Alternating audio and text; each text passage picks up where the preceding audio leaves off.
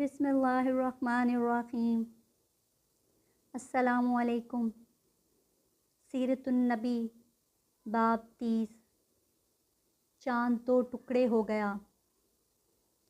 حضرت خباب فرماتے ہیں کہ ایک روز میں حضور نبی کریم صلی اللہ علیہ وسلم کی خدمت میں گیا، اور یہ وہ زمانہ تھا جب ہم پر خوب ظلم کیا جاتا تھا۔ میں نے آپ صلی اللہ علیہ وسلم سے عرض کیا، اے اللہ کے رسول، کیا آپ ہمارے لیے دعا نہیں فرماتے؟ میرے الفاظ سنتے ہی آپ سیدھے ہو کر بیٹھ گئے۔ آپ کا چہرہ مبارک سرخ ہو گیا۔ پھر آپ نے فرمایا، تم سے پہلی امت کے لوگوں کو اپنے دین کے لیے کہیں زیادہ عذاب برداشت کرنے پڑے۔ ان کے جسموں پر لوہے کی کنگھیاں کی جاتی تھیں، جس سے ان کی کھال اور ہڈیاں الگ ہو جاتی تھیں، مگر یہ تکالیف بھی انہیں ان کے دین سے نہ ہٹا سکی۔ ان کے سروں پر آرے چلا چلا کر ان کے جسم دوغ کر دیے گئے، مگر وہ اپنے دین چھوڑنے پر تیار پھر بھی نہ ہوئے۔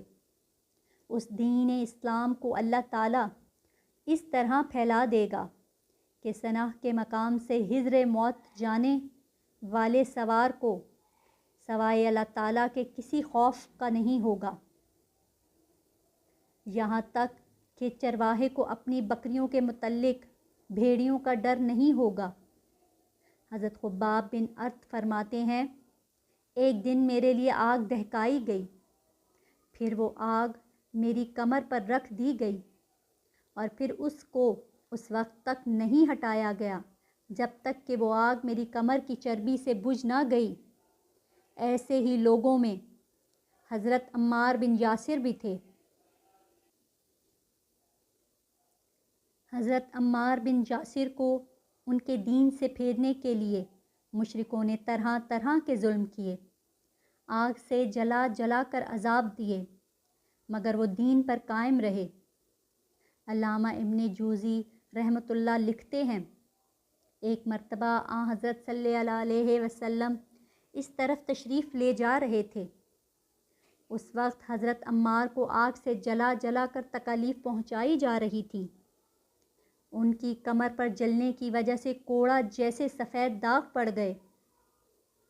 حضرت صلی اللہ علیہ وسلم نے ان کے سر پر ہاتھ پھیرا اور فرمایا، اے آگ، ٹھنڈی اور سلامتی والی بن جا، جیسے کہ تو ابراہیم کے لیے ہو گئی تھی۔ اس دعا کے بعد انہیں آگ کی تکلیف محسوس نہیں ہوتی تھی۔ حضرت ام ہانی کہتی ہیں کہ حضرت عمار بن یاسر، ان کے والد یاسر، ان کے بھائی عبداللہ اور ان کی والدہ سمیہ، ان سبھی کو اللہ کا نام لینے کی وجہ سے سخت ترین عذاب دیے گئے۔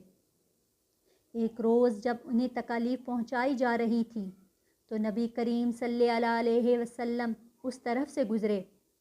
آپ نے ان کی تکالیف کو دیکھ کر فرمایا، اے اللہ، آل یاسر کی مغفرت فرما۔ ان کی والدہ سمیہ کو ابو جہل کے چچا حذیفہ بن ابن مغیرہ نے ابو جہل کے حوالے کر دیا۔ یہ اس کی باندی تھیں۔ ابو جہل نے انہیں نیزہ مارا، اس سے وہ شہید ہو گئیں۔ اس طرح اسلام میں انہیں سب سے پہلی شہید ہونے کا اعزاز حاصل ہوا۔ آخر انہی مظالم کی وجہ سے حضرت عمار کے والد یاسر بھی شہید ہو گئے۔ اپنے ان مظالم اور بدترین حرکات کے ساتھ ساتھ یہ لوگ حضور اکرم صلی اللہ علیہ وآلہ وسلم سے معجزات کا مطالبہ بھی کرتے رہتے تھے۔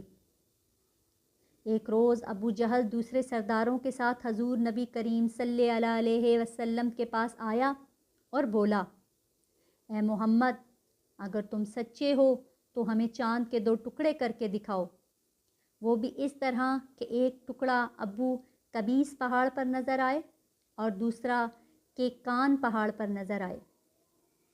مطلب یہ تھا کہ دونوں ٹکڑے کافی فاصلے پر ہوں تاکہ اس کے 2 ٹکڑے ہونے میں کوئی شک نہ رہ جائے۔ اس روز مہینے کی 14 تاریخ تھی، چاند پورا تھا۔